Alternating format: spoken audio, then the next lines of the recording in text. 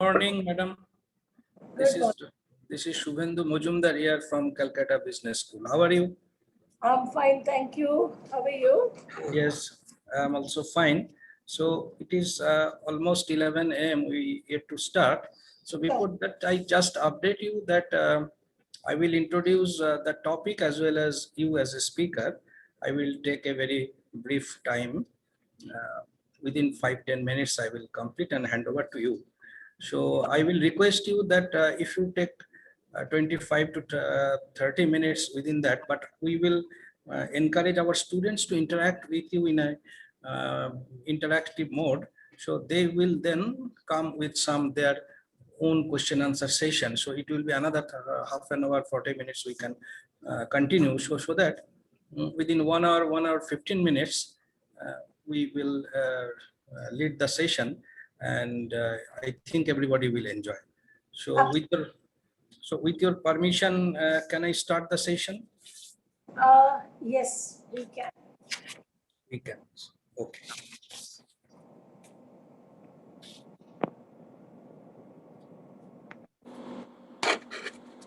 So very good morning. It is my pleasure to welcome all of you to this beautiful sunny morning. We are entered the world, including this pandemic time. We passed a very crisis moment, but it is a matter of joy this session when we are organizing just prior to the session that entered our countries yet to celebrate Holi. In Bengal, we call Bashant Utsav. Tagore gave a different identity of this session in his verse, poems, songs, Ore Bhai Fagun Legeche Bone Bone.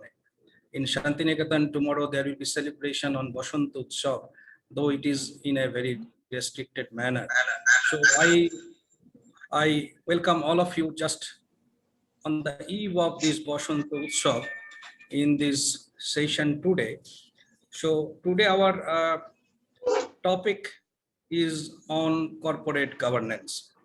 So we are glad to have with us to this morning, and it will be, I think, wonderful session on this corporate governance.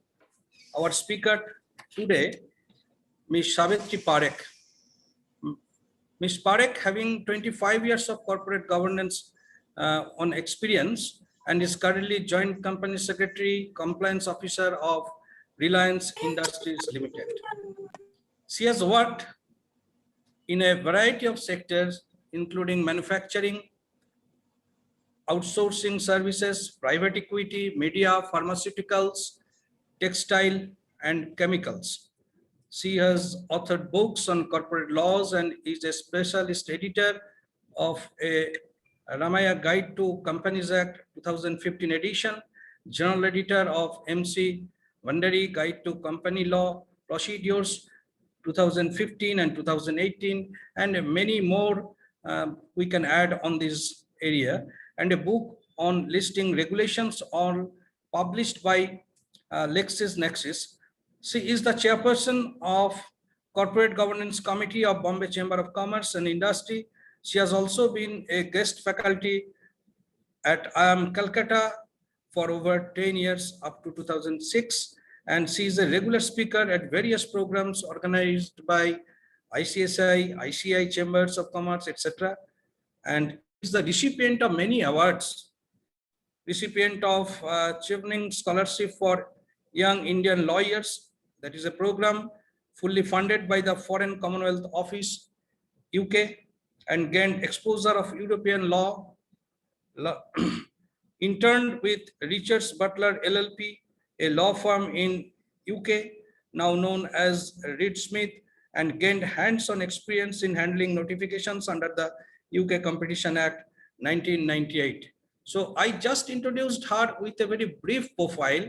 Actually, she is so learned, knowledgeable, and have vast experience in this Companies Act laws, and she is most prominent speaker on the corporate governance, so that we can add. So on behalf of Calcutta Business School a unit of Shikshayatan Foundation. We are celebrating the centenary celebration of the Shikshayatan Foundation. Calcutta Business School is one of the unit of the Shikshayatan Foundation. Prior to that, in 1920, Marwari Balika Vidyalaya started, established by a group of philanthropists and with a patriotic vision to promote the education of women, basically for a purpose of empowerment. 1954, Sri Shikshayatan School, 1955, the Shikshayatan College, and 2008, Calcutta Business School. It is pioneered with a group of industrialists where our patron is Srijukta S.K. Birla, who are having the vision for the country's education, mostly this business education in this region, to make it a grand success for the promotion of trade, commerce, business, and to strengthen our economy.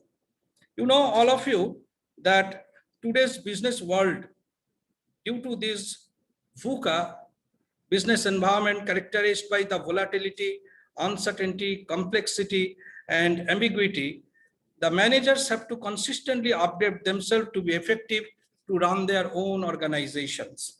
So corporate governance today, basically, to change the world into new normal, it is in the business context which refers to the system of rules, practices, and also the processes by which companies are governed.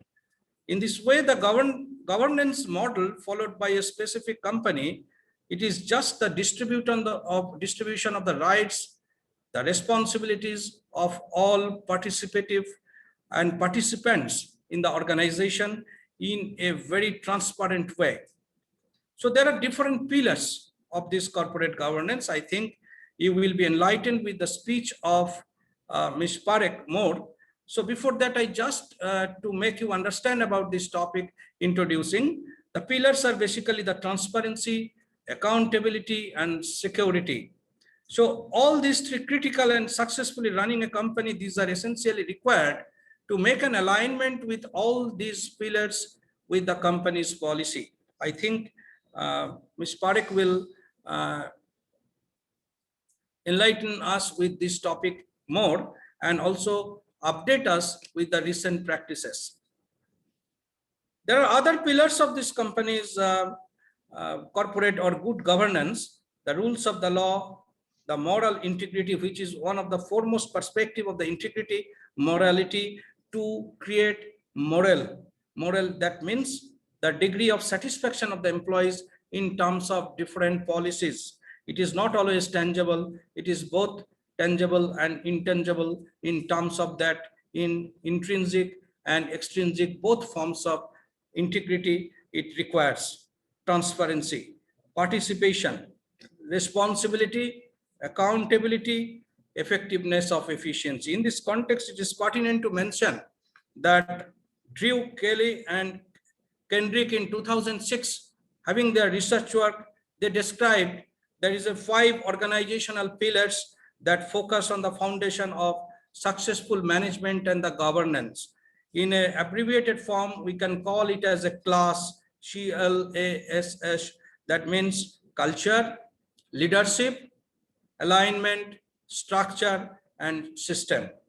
So the essential elements of this effective corporate governance is basically on the performance that actually measured with the policies of the directors, a focus on the diversity, regular compensation review, performance management, and the independence and the transparency. So in this context of the transparency, we are just yesterday got a message from our honorable, one of the visionary industrialists, the chairman of the Tata Sons, Mr. Ratan Tata. There was a case, it was based on the judgment of the Supreme Court. Mr. Tata tweeted that I appreciate and congratulate for the judgment passed by the Honorable Supreme Court of India.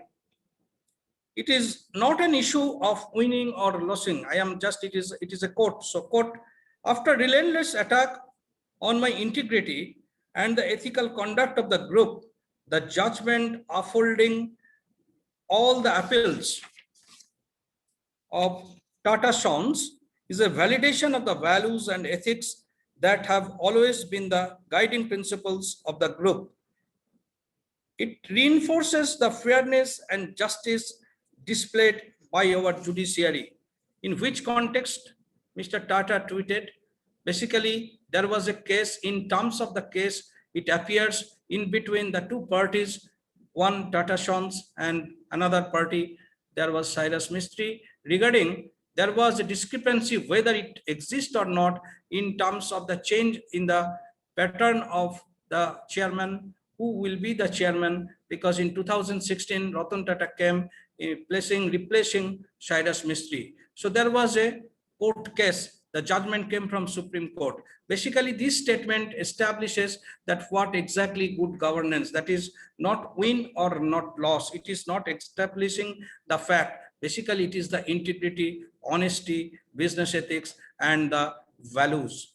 So with this a brief introduction, I would now like to request our honorable speaker, Ms. Savitri Parekh. Ms. Parekh, are you here? I think so. Thank you very much, Yeah, Professor. to accept our invitation that you have accepted, so for which we are really grateful. In this session, our students are there in PGDM program, first year and second year. Our my esteemed colleague there and my principal of this college, Dr. Shuman Kumar Daw, he is also present. So everybody will be, we are all are eager to listen to you. So now the session over to you. Ms. Parekh, please. Thank you. Thank you very much, Professor Mazumdar. It's a wonderful introduction of the theme that you've given. You've set the stage for my session. At the outset, I would like to thank the Management Institute for scheduling such a wonderful session. And it's always a pleasure to be interacting with the students. And I look forward to a very interactive session today. Talking of corporate governance, as you put it very simply, it's actually about class, and you very nicely expanded the acronym. But I would like to put it in one simple sentence and say that corporate governance is all about doing the right thing the right way. Yes, right thing and right way are two very important points. And if you try to analyze these two components of right thing and right way, the entire topic of corporate governance would unfold very beautifully. How exactly would a businessman run his business? If you look at history in the olden days, it was always one single individual running his business. So there was nothing distinguishing the person from his business. In fact, the character of the person was displayed in his business practices. For example, simple things like, you would go to the market and say that this person's weighing scale always shows the right scale, and therefore I wouldn't mind paying a little more. And the same would hold true for a person who was not truthful in his business. And this was something which was very common, and that's the way we distinguished businesses. But today, with modernization, with industrial revolution, the connect between the consumer and the manufacturer is removed by several steps. For example, if I were to ask you, who manufactures Colgate soap? The answer would be manufacturers of Colgate. Who's the man? Name him. And you really wouldn't know. For example, even if one were to look at, of course, Microsoft, one would talk of Bill Gates, but at the same time, have you had any interaction with Mr. Bill Gates before buying a machine? Answer is no. So you go by what the business stands for. So from what a person stands for, you've transferred it to what a business stands for. But at the same time, a business, a company is an inanimate legal entity. It is clothed with the characteristics of a person only because of the provisions of law. We have Companies Act in India. We have other laws in the other jurisdictions. So therefore, there is a law which entitles an inanimate entity to do business, and therefore this business is conducted by the human beings but under the guise of a company. And hence, there is a fiduciary relationship which is created in the persons who manage such companies. To put it simply, all of us have heard these terms that in case of a company, management is divorced from ownership. Ownership is with the shareholders, while the management with respect to day-to-day management as well as the direction that the organization would take is ultimately by the uh, by the board of directors and by the senior executives of the organization. Therefore, it makes it all the more necessary to have proper governance practices. What would these governance practices ensure? This will ensure that the business continues forever. It is important under the law. A company is given a characteristic of perpetual succession. However, talking of perpetual succession, you need to have a sound business model which will give you succession. For example, if you look at the pager industry, this was one which was very, very deeply proliferated, and the use was with several individuals right up to the courier guys. However, what happened? It had a short life only because the product itself suffered technological obsolescence. And even assuming you have a great business idea, unless you have proper business practices supporting it, you will not be able to ensure continuity of business. And the most important one is one of corporate governance. But the question would be, would corporate governance automatically build into its characteristics and components an essential feature of technological obsolescence? My answer is yes, of course. What are the different pillars? The term that was used was pillars. I would actually like to use a colloquial term, and I would say that what are the different components of corporate governance? Corporate governance is all about people, processes, internal controls, and people form a major portion of it. If you look at the different components, now when you say internal controls, it's not just about controls from an accounting perspective.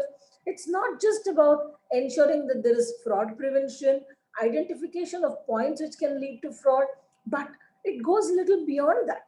It's also important to do a risk analysis and have proper processes for risk mitigation.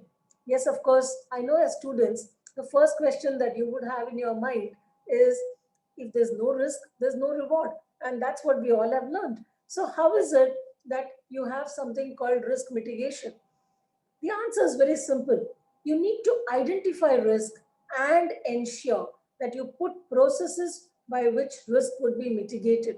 And that's what is required in case of a company to ensure continuity. Now, what does risk identification mean? The entire risk management process starts with risk identification, ends with risk mitigation. And if you have a robust process put in place, which is reviewed at regular intervals, then you would be ready to accept the challenges and risks and be able to have that advantage vis-a-vis several others in the same business. Now, the question here is, when you refer to risk management, I also mentioned that you need to know the risk that the business is going to face, whether today or in future. You can have a predictive model put in place. If you don't do this, it'll actually be recklessness. No risk, no reward is very true, but it does not say that you should actually move recklessly. Let me give a simple real life example of an everyday example. Let's assume you're walking down the street and you want to cross the road. You would definitely look to your right and left to see if there are vehicles coming. Even if you are the best sprinter in the world, you would still look at the vehicles that are coming, because carefully crossing the road, the speed that you have may probably enable you to cross the road much faster. But at the same time, you would never take the risk of running when you know that there's a vehicle just next to you which can hit you. So the distinction between careful planning and execution is required to be distinguished from recklessness. And in business, this is what is required to be done. Let me now approach it from a slightly different perspective. Let's try to take a look at corporate governance from an outside in perspective. Corporate governance I would say, can be broken down under three heads. One is structural corporate governance, second is transactional corporate governance, and third is contractual governance, contractual compliances. Now, this is not something which is given in a textbook, but at the same time, if you approach it from these three important components, you would actually understand as to what it all leads to. But before we go into that, I've often heard people say, is governance the same as compliance? If I am fully compliant, is that sufficient? Will that be enough for me to say that I am well governed? Answer is, compliance per se is not the same as governance. Governance is something beyond compliance. However, compliance is an integral part. You cannot be well governed if you're not compliant. However, just because you're compliant does not mean that you're well governed. For example, you may have internal controls which have not been reviewed, while you may be fully compliant with the requirements of law. I would like to just take a pause and acknowledge the presence of the head of the educational institution and a very good friend of mine, Mrs. Bratati Bhattacharya. My Hello. for Hi. inviting me. No, it's nice, seeing you on this platform, listening to you, because at the same time, we are having a parent-teacher meeting of the school. So I had to be there, right at 11. So I was a bit late in joining. Anyway, now I'm listening to you. Please carry on. Thank you so much. Thank you. Thank you very much. Lovely seeing you. So talking about compliance. So just because an entity is compliant will not mean that it is well governed. And let me give you the immediate example of Enron. Enron was known to be very well compliant. There's a tick box compliance and compliance in letter and the spirit of the law. And that's exactly what distinguishes. Now, when you have a compliance model which is fully compliant with the letter and the spirit of the law, then you would be compliant for taking care of the future needs also. What I mean by saying this is because there may be a requirement to comply something. That's just an activity. Ensuring that there is a proper process which would replicate perfect compliance methodology time and again repeatedly is what is required to ensure that you are properly compliant. And if these processes are robust, one can say that yes, with respect to the compliance mechanism, you do not have any glitches in internal controls. Having said that, let me go back to my model of structural, transactional, and contractual compliances. When you look at structural compliance, in fact, I would borrow heavily from provisions of Companies Act 2013, and I would say that Companies Act puts in place, in case of a company form of organization, in case of a corporate, as to what the board should comprise of. There is a delineation between powers of the board and powers of the shareholders. What are the kinds of powers which the board cannot exercise except by taking powers from the shareholders has been very clearly spelled out, and based on that, the shareholders alone have the right to give powers to the board of directors of the company to exercise certain powers. Like, for example, the power could be borrowings. Borrowings beyond a particular limit is something which is detrimental to the interest of the organization, and therefore the shareholders need to approve. It's prima facie detrimental.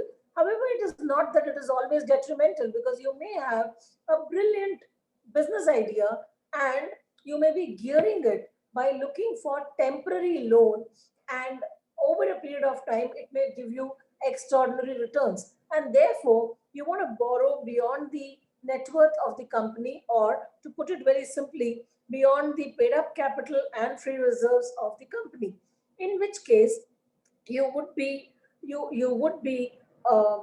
borrowing, but at the same time it's in the interest of the organization. It's in the interest of the organization. Just one sec. There is a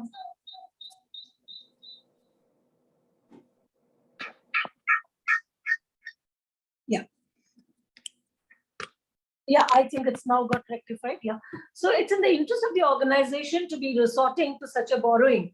Now, there could be another one with respect to investments, where once again there is a limit which has been prescribed, which is 100% of the net worth of the company, 100% of the paid up capital and free reserves of the company. Now, why are these limits prescribed? Because these are kind of guardrails which the law has automatically mandated. And in order to lift these guardrails and push them a little more, it is necessary for the shareholders to grant you approval. So these are structural ones with respect to the board, constitution of the board. 1/3 the board should comprise of independent directors, and at least one woman director should be on the board if the turnover is in excess of 300 crores and so on. So these are specific mandates which have been covered in Companies Act. And I would call it structural compliances, because if you have a company form of organization, you necessarily need to follow this particular structure as to how the board should be constituted. Now, just because a board is constituted absolutely in sync with the provisions of law, does it mean that you are well governed? Answer is no. As I said, doing the right thing the right way. Doing the right things is satisfied by having structural compliance. Right way. What is the right way? Transactional compliance. Now, transactional compliances come into play only when you do transactions, which means if you're in business, you would necessarily be doing transactions. And if you are in business, you need to ensure that you do these transactions the right way. Let me give an example. Under Companies Act 2013, you have something called related party transactions. And this is something which you would have read in the papers pretty extensively. Let me give you a simple example of, there have been several cases which have been reported in the papers, but let me give a simple example. Let's assume there is a holding company and a subsidiary, which is not a wholly owned subsidiary. A wholly owned subsidiary is one where the parent company owns 100% of the capital of the subsidiary, 100% of the voting power of the subsidiary, and voting power is typically through capital. Of course, there can be other ways. I don't want to go into those complications, but suffice it would be to say that it is typically through capital. Having said that, let's assume it is a 51% owned by the parent company and 49% by others. Now, because of this relationship of holding company and parent company, holding company and subsidiary, the subsidiary should not be put to a disadvantage, nor should the holding company be put to a disadvantage. Typically, one would presume that the subsidiary is one which is subservient to the holding company, and therefore the interest of the subsidiary should not get compromised because of the relationship with the holding company. And that's exactly what is covered in related party transactions, where it says that the transactions between the holding company and the subsidiary should be on arm's length basis. Now, arm's length basis, this term has been covered in Income Tax Act also, so also in GST, and related party is a term which has been used in several statutes, including the Customs Act also. What exactly would it mean by saying arm's length basis? Let's say, for example, if the parent company is selling something to the subsidiary, it should be sold at a price as if it should be sold at a price and on terms as if the subsidiary is any other third party. It should not be worse than the price at which it is sold to a third party. Now, it is quite possible that the holding company may sell it at a price which is lower than the price at which it is sold to third parties, in which case it will be advantageous for the subsidiary company. But you will then need to see whether it's a win-win situation for both. Is the holding company getting disadvantaged? Now, there could be several circumstances where you would be able to say that the holding company is also not disadvantaged by giving an extra concession. It's quite possible that the subsidiary is a major customer of the holding company, and therefore, from a business perspective, you've given a higher discount, which is based on quantity discount to the subsidiary, in which case it's clearly a win-win situation for both the holding company as well as the subsidiary. Similarly, there may be relationships with the directors or partnership firms where the directors are partners, where you need to see whether it's on arm's length basis. And if it's an arm's length basis, there is absolutely no bar in dealing. I would also like to add that the law does not slam related party transactions. The law does not say that you cannot have related party transactions. All that the law says is that it should not be causing prejudice. It should not be detrimental to the interest of any of these entities. So if it is not detrimental, there's absolutely no problem at all. Let me give you another simple example. I'm sure as students, all of you have gone to different malls, and in a mall, you would find an anchor tenant, which is typically one of those large format shops that you find. And if you were to actually analyze the kind of rent that the large format shops pay vis-a-vis a small kiosk in the lobby area of the mall, you would find that the kiosk pays a per square foot rate, which is far higher than what a large format store would be paying per square foot. This is because as an anchor tenant, it's a large format stores which bring customers into the mall, and therefore they enjoy a lower rate of rent vis-a-vis the smaller one. Similarly, you could have, the large format store may be one of the group companies of this particular entity concerned, and therefore it may be enjoying a lower rate. Now, when you see this particular transaction from the perspective of the large format store, they would be looking at the kind of rates they pay in that particular area and would agree to it. Similarly, the holding company, which probably owns the mall, will be seeing the kind of rate they would be getting from a third party. And if it's more or less in sync, they would go ahead and give it to this large format store, which is a part of the same group. And why not ensure that the same group gets the advantage? There's absolutely nothing wrong with it. For example, under the Companies Act, Section 166, which deals with duties of directors, says that the directors shall not make any secret profits and should reveal their interest in the transactions. They should disclose their interest in the transactions to the board of directors. So actually, it's a disclosure which is required.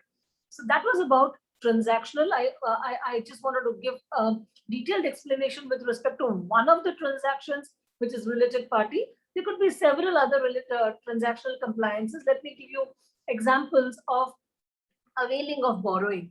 While I said if it is not more than the paid up capital and free reserves of the company, in that case, the company can certainly borrow. But who can borrow? Can any director go and borrow monies on behalf of the company? Answer is no. You require a board resolution, which has to be passed only at a meeting of the board of directors of the company. If you want to invest funds in the company, it cannot be done by any individual. It can only be done by the board of directors at a meeting of the board. And investment decisions have to be unanimous decisions passed by all the directors present at that particular meeting. Both borrowing powers as well as investments can be delegated to committees or to individuals with specific limits, and they would be then entitled to do the same. Having said that, these are also simple examples of transactional compliances. I mentioned about guardrails which are there in Companies Act. One is with respect to structural, and also with respect to transactions, there are specific provisions under Companies Act. Also, when you talk of transactional compliances, where I mentioned about the board approving a transaction, a board approving a proposal, when the board receives a proposal, the directors go through the different aspects, and based on the analysis of the facts before them, they take a decision, which is what is documented as a resolution in the minutes of the meeting. Now, these are all formally recorded documents, and these are produced as evidence whenever there are issues concerning decision making. So that's on transactional compliances. The third one I mentioned about contractual compliances. In the course of functioning of the company would be entering into several transactions with several persons, parties, as the case may be. Now, with respect to transactions, that the company enters into, they would have entered into agreements with different parties.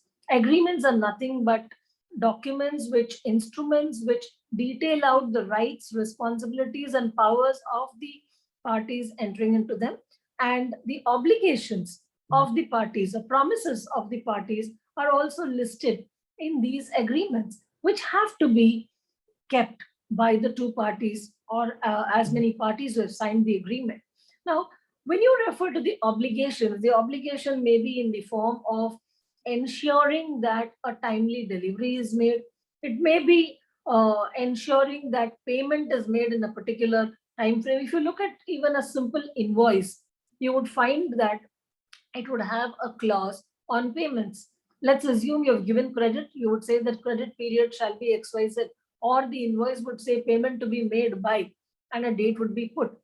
And in case of non-payment within the stipulated date, there may be an interest which would also be payable. So that's just a simple example. There could be liquidated damages which may get attracted. There could be an arbitration clause. There could be several other points which will be covered in these agreements. It is important for a company which enters into it to ensure that all the contracts that they enter into, they are in compliance. Let me give you another simple example of electricity. Let's assume a business is into manufacturing and it enters into an agreement with the electricity board for a particular quantum of contract demand, which is the electricity that it will consume on a month-on-month basis, which is basically called the peak demand which the business would consume. If you've not consumed the peak demand, then the electricity board would be at a disadvantage, because they have set aside a particular quantum as your peak demand, and they're supposed to be meeting that. And therefore, it is typical to find a clause in the agreements with the electricity board which says that 80%, 80 is typically the threshold which is used, 80% of the contract demand will be considered as the minimum, and based on that you will be liable to pay irrespective of whether you have consumed that 80% or less than that. If you've consumed more than 80%, then it will be based on the actual consumption. So just imagine a business presumes that they would have a very high electricity consumption and give a contract demand which is very high. In that case, they would end up paying this annual minimum guaranteed revenue to the electricity board, which will not be in the interest of the company. So with respect to contractual compliances, how do you enter into those contracts? How do you ensure that you're in compliance are important points which will have to be ensured and taken care of by companies. So just to sum up, we actually analyzed 3 specific points: structural compliances, transactional compliances, and contractual compliances. Now, how exactly would a company ensure these compliances? Most importantly, with respect to transactional compliances and contractual compliances, you need to have proper processes put in place.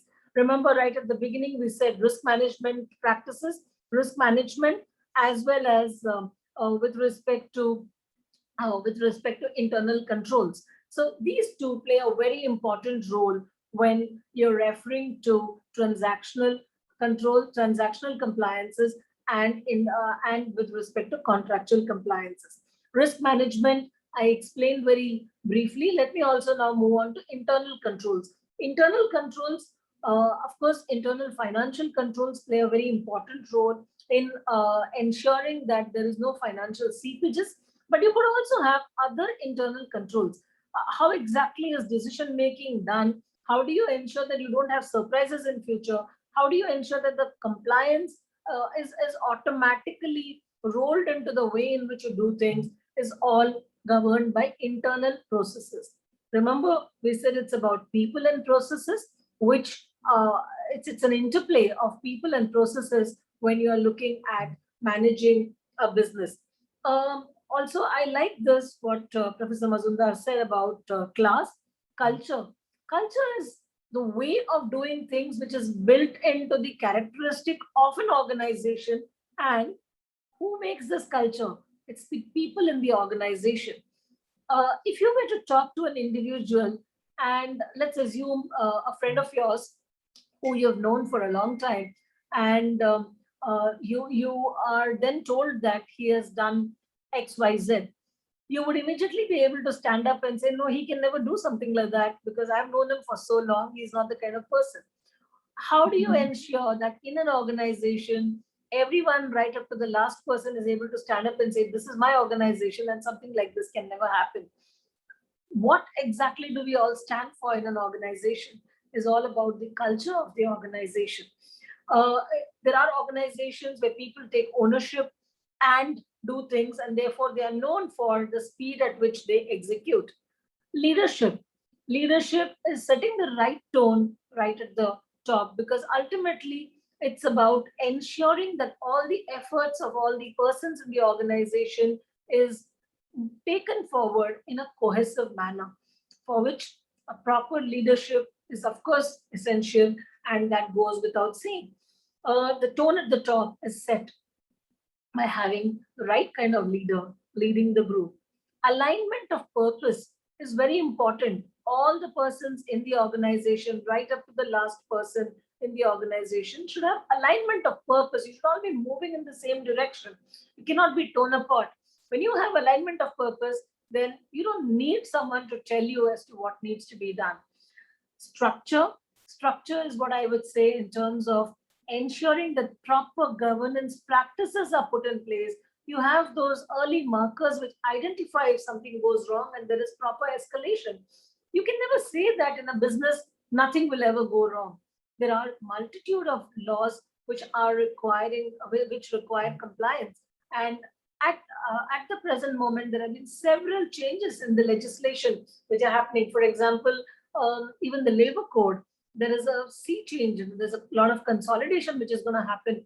So when all these changes happen, there could be one or two small slippages, in which case, do you have a mechanism by which it automatically comes to light? Is the spotlight shining where you automatically come to know? Will people come up and talk and say that, look, these are the 3 areas where there is a risk, or that something is likely to go wrong, or that something has gone wrong? Of course, I would say if you have a proper governance mechanism, you would have early identifying spots, and it will come up even before something goes wrong. But even assuming for a second, unfortunately, something has gone wrong, will you be able to get to know of it immediately so as to at least put the proper remedial measures in place?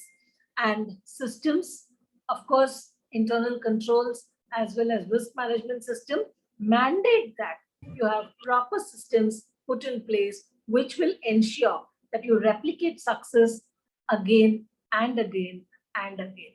Otherwise, it will just be a bright star shining once and it will move away. Remember, I started my session with pagers. Technological obsolescence is one of the important points that you would do when you important points that you consider when you do a SWOT analysis. Strength, weaknesses, opportunities, and threats is something which you would sit and check, and the risk management committee would be completely on top of these areas. And when you talk of weaknesses or threats, technological obsolescence will automatically feature, and in which case you would think of another set of products, businesses, business lines which can take over. Sometimes innovation itself can lead to effects which are not foreseen unless you handle innovation well. Remember 1960s, Kodak came up with a digital camera, which actually was something which led to their own downfall later. Does it mean innovation should not be encouraged? Not at all. Innovation is something which will ensure that you beat the fade time and again. However, it needs to be addressed in the right way, looking at it as an opportunity and building it at the same time, slowly waning what is going to be replaced in any case is the way to adapt to change, adopt, and move ahead. I would like to pause over here and take questions. And this is a topic which is very, very evolving, and I'm sure as students, you would find it one which is very engaging too. Thank you. Over to you, Professor Mazumdar. Yes, thank you, madam. It is a wonderful session. It is continuing. I must mention my deep sense of appreciation for your explanation of this corporate governance. We, in academic discussion, we discuss with our students, but from your practical knowledge, the way you have introduced this topic with the entrepreneurial vision, with the compliances, and in this case, I would like to mention, I will take your help. One of the student is undergoing PhD under me in Calcutta University on corporate social responsibility, where we are trying to meet these compliances. What are the legal compliances to meet with the challenges that actually the objective of the government of India to comply with these legal compliances as mentioned in the act as well as its amendment. So for this academic reason, I must take your help, madam. It is wonderful, it is continuing. And I think personally that our students are also enjoying your session. And the students having some questions in this interactive mode, Shufal Debnath and Akanksha Raj, on behalf of these student of these first year students, they will explore these questions that are coming to their mind on behalf of the entire class. So Akanksha Raj and Shufal Debnath. Over Good to you. morning, ma'am. I'm Good Akanksha morning. Raj. Yes, Akanksha, please go on. Good morning, ma'am. My name is Supal Devnath. We both, on behalf of all the students of the first year, have noted down some of the questions relevant to the topic. Ma'am, you have said that culture is very important in organization, which are made by the people of the organization. So there is a question from my friend Indranil Hazra. It is the era of talent management. What policies can be taken to cultivate and retain the best talents? Sure. Thank you very much, Sufal. This is a very interesting question and it's a very practical one, I would say. I would just focus on one important point, which is, as a culture, do you have a learning organization? When you talk of learning, it's actually the speed at which you learn, unlearn, and relearn, which is important. If people feel that, when you talk of alignment of purpose, it's quite possible that what you were working for earlier, the product or the practice, may have changed. But if you are willing to learn, relearn, unlearn, and relearn, you're actually talking of building skills in the organization, capability building. Let me give a simple example of the printing industry. In the olden days, and when I'm talking of olden days because if you were to look at maybe 40 years ago, if you were to enter a printing press, it would have been hot because they used to use iron pieces which were used as fonts. In fact, the word font comes from found, which is iron foundry, and those small pieces of characters used to be put on a small bar. They would all be placed, the way the word would get strung, and then the printing would happen. It used to be like a furnace, if one were to go in. But today you go to a printing press, it's an air-conditioned environment because the plate making, which was the major one, has actually got replaced by a computer to plate. I mean, you actually do a CTP, computer to plate, instead of this particular typesetting, which used to be used as a technology. So just imagine if you were to rewind, unwind, and go back. Let's just imagine if it was 40 years ago and this person who was placing these fonts on the plate were to be doing the same kind of job, and if suddenly the computer were to replace him, what would he have done? How do you ensure that you reskill him? His skill sets will have to be mapped so as to ensure that he's also useful to the organization, because what he knows about the business is of far greater value. So therefore, each employee goes through a skilling and also is aware of the latest changes, how exactly they happen. For example, in the banks, cashiers were very important and they used to get an extra incentive. But today, people rarely go to the bank to withdraw money. You would go to an ATM. Even small children would say, go to one of those small boxes, you put in a card and you get money out. So that's the way days have changed. So when you have these changes, how are you ensuring that the employees in the organization are geared? So in terms of culture, is it a learning organization? Is it one where you invest in skilling people? Like the answer is yes, people would adapt change very easily and would therefore be willing to look at new changes which keep happening time and again. Over to you, please. Uh, Thank you, uh, ma'am. can I just come in once, Sufal? Savitri, I have another meeting at 12, so I would be leaving. Thank you very much. And it was really, really interesting. I'm seeing the chat box, the number of questions that are coming up. I think probably it'll take another half an hour for you.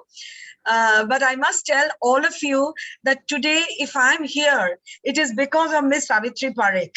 Because she's the one, who inspired me to take up a challenging role where I was a teacher, and she told me that, where they asked for a 10 years of experience to come into administration, she said, just fill in your application and see what happens. And with 5 years of experience, let me tell you, I got into administration, and today I owe much to you, Savitri, for whatever I am. Thank you so much for accepting our invitation. Please carry on. So I have to leave. Thank you very Chair. much. Thank you Madam, very one- much, Jyoti. And Madam- Jyoti has been a great friend. We've known each other. We've been very close for over 25 years, actually. And we share a lot. We share a lot in common. And I must say that Jyoti has accepted a lot of challenges, and I do know about it. And she is a great leader. Thank you, Jyoti. Thank And, you.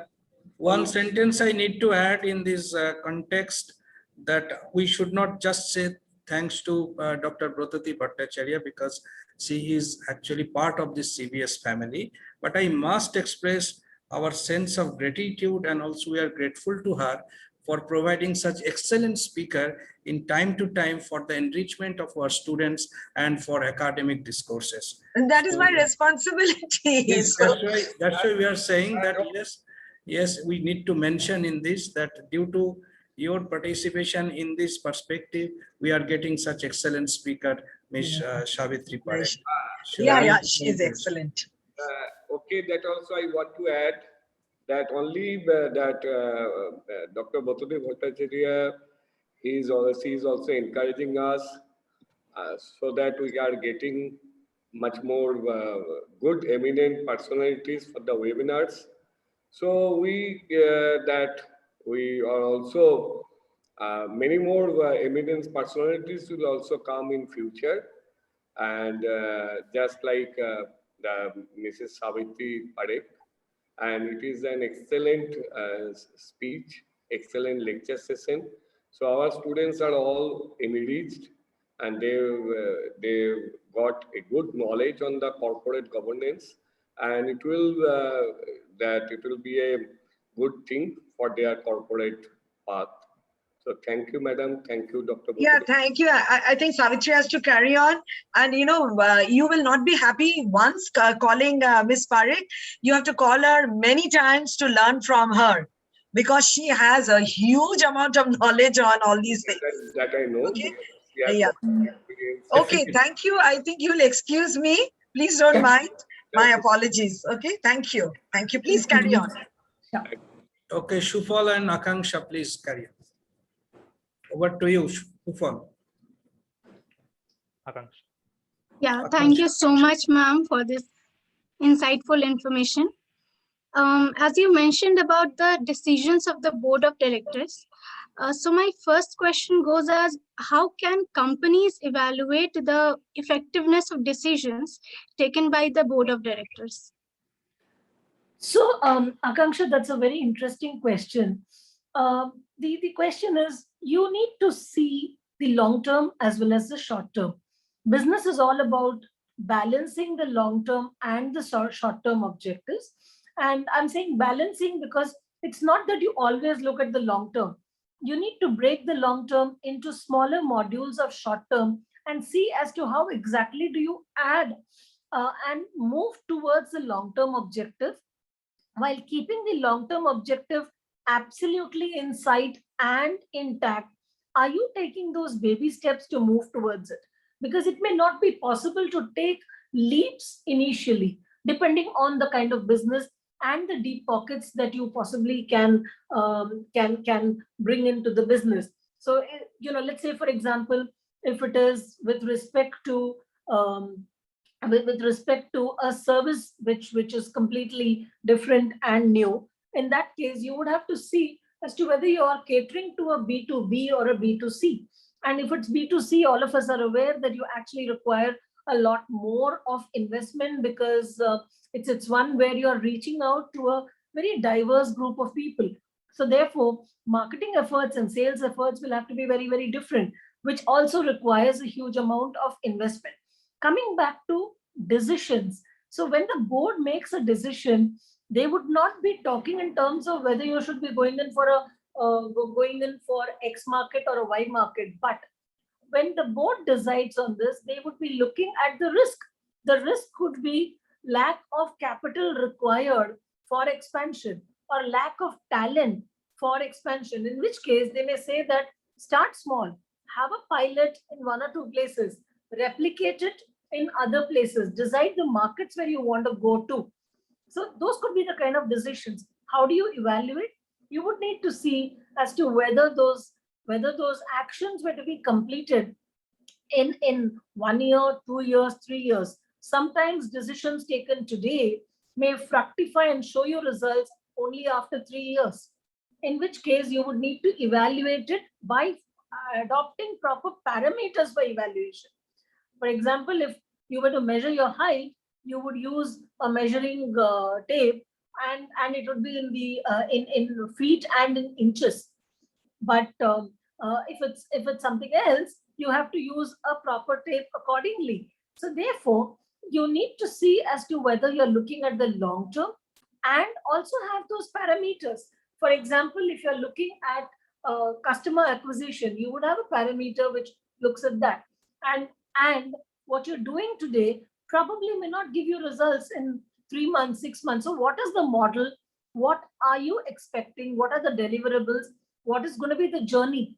And what are the parameters that you're going to use to measure this? So when you talk of evaluation of the board, it is the robustness of the decision making that you do. Execution is actually not taken care of by the board. So therefore, while executing, are people clearly aware? Are the assumptions made known to the board when they are taking decisions? Are different points which also need to be considered. Thank you, ma'am. Thank you so much. Thank you, ma'am. My next question is, ma'am, you said corporate governance is doing the things in a right way. Ma'am, my next question is, in your opinion, what are the most urgent ethical issues in business today? So actually, when you talk of ethics, ethics is about right and wrong, while compliance is about doing it the way the law requires you to do. Now, when you talk of right and wrong, there is nothing which is permanently right and permanently wrong, because when it's all dependent on the facts and what a person presumes. I mean, as a human being, when you look at ethics, it is based on your value system. So in an organization, what are the values? What are the core values of the organization that it wants to be known for? And that's exactly the way it builds its culture. For example, it could be with respect to respect for human beings. Okay, it could be with respect to creating value for it could be the way they work together, teamwork, and so whatever they do together, the output would accordingly come out. Now, when you talk of ethics, every action of the organization should be aligned to its core values, and that's what would be the ethics. Say, for example, you have businesses where they say that actually, when you talk of ethics, you will have to look at specific transactions which show the ethical standards of the organization, and if it's for common good, you would say that this is the way the organization has done and which you feel is ethical. Thank you, ma'am. Ma'am, my next question is like, since many of us aspire to become an entrepreneur, so what are the ideal role of the entrepreneurs in corporate governance? and how does it differ from management's role? So as an entrepreneur, one of the important points that you need to bear in mind is having a vision. What's your vision? The vision can never be to make profits. Profit is a byproduct of business. If you do good business, money flows. But what is it that you propose to do? It could be, I mean, today there are several new avenues which have opened up, and I personally believe that the youngsters today are far, I would say, far resilient, far more capable, far more innovative, and which is the reason you find very young entrepreneurs, because they're able to see tomorrow much more clearly than what people of my generation did. And that is exactly the reason I like to interact a little more with the students, because it makes me feel younger. So I would sum it up in just one sentence. Management is all about execution and doing. It's not that they don't think, but the entrepreneur talks in terms of tomorrow. For example, whoever thought of an aggregator with respect to, let's say, accommodation like Oyo, or for that matter, Uber, or for that matter, let me tell you, about 25 years ago, when you had branded salt, I think Captain Cook was the first one which came into the market. I don't remember too clearly, but people then thought, who's going to buy salt which is branded? You get salt, salt is salt, or for that matter, water. Who's going to buy these bottles of water, mineral water? How does it matter? Okay, it will be only sold at the railway stations. But today, just about everybody, I mean, if you're told that for one day you're not going to get water in your taps, the first thing you do is get the 25-liter mineral water bottle. Okay, so I think days have changed, and that's exactly the reason being able to look beyond and think of a need which is a genuine need and be able to meet it is something which an entrepreneur thinks of very beautifully. I would say it's about dreaming with your eyes wide open, having the will to execute what you've seen in your dream, and of course doing a risk management, because recklessness needs to be distinguished. There used to be this serial called Mungeri Dal Ke Haseen Sapne. It has to be one which is underpinned with an intention and commitment, and I think the rest of it will just follow. Whoever thought, I mean, we've heard of so many new entrepreneurs who have done brilliantly well. For example, several years ago, in fact, she also was honored with one of the highest civilian awards, came up with this plan to have all the women housewives into an engaging activity of making papads. And you have Lijat Papad, which is a household name today. You have Tarla Dalal, who's unfortunately now no more, but she came up with this idea of recipe books and cookery books so many years ago. So I think it's a question of idea. You need to ask yourself, is your idea one which people feel is something which is far-fetched? And in that case, try to pursue it. Because if everybody understands your idea, what's so great about your idea? Some people don't, and you do. Remember, you're able to see maybe 200 kilometers ahead, while others are only looking at 1 kilometer ahead. You have a brilliant idea, think it through, and then try to make it happen. You can do it. It was a wonderful response, ma'am. Thank you. Ma'am, there is another question. Ma'am, you said in internal controls, alignment of purpose means all should move in the same direction. But in current COVID situation, many of people are losing their job, which can create an internal conflict. So, ma'am, what do you think that top level management should change their business policy at the present situation to stabilize? We're going through a very challenging situation right now. And remember, I said learning organization, skilling, learning, unlearning, relearning. If you have done that, then in that case, you will be willing to meet challenges. I was just reading the newspaper 2 days ago, where there was a story of a person who was working in an organization who unfortunately during COVID times lost his job. And he was very dejected, disappointed. Subsequently thought of starting something of his own. Unfortunately, he and his family was down with COVID. They all were down with COVID. He waited for things to stabilize. By then it was almost December and he was frantic. He wanted to do something to make both ends meet. He then decided to take the plunge rather than taking up a job which wasn't easy to come by. He became an entrepreneur, and in 3 months' time, he's got several clients and he is now very, very busy. So he says it's actually helped me think differently. When you look linearly, maybe it's a difficult path, but sometimes tough times you need to think differently. How do organizations work? See, if the time is tough, yes, there are organizations where people may be asked to leave, but it is necessary to ensure that you are conscious of your own skill sets and try to make the most of it. There isn't a simple answer to this. There isn't a one size fits all which can be done. But if an organization has invested in skilling people, these people will be able to stand on their own feet somewhere or the other. And good wishes to all. I'm sure the things will turn.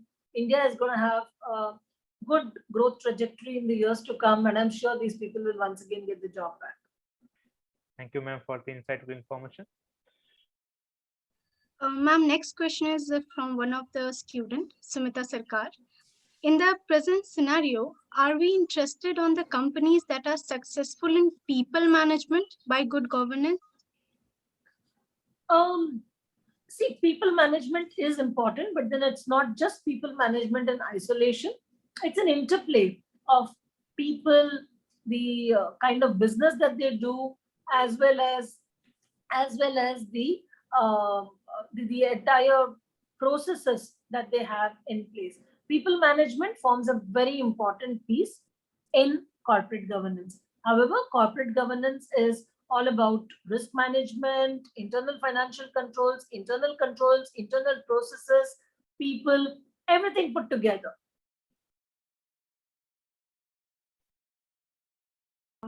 Okay, thank you. Thank you so much, ma'am. Ma'am, my last question is from Trinity Das, our classmate.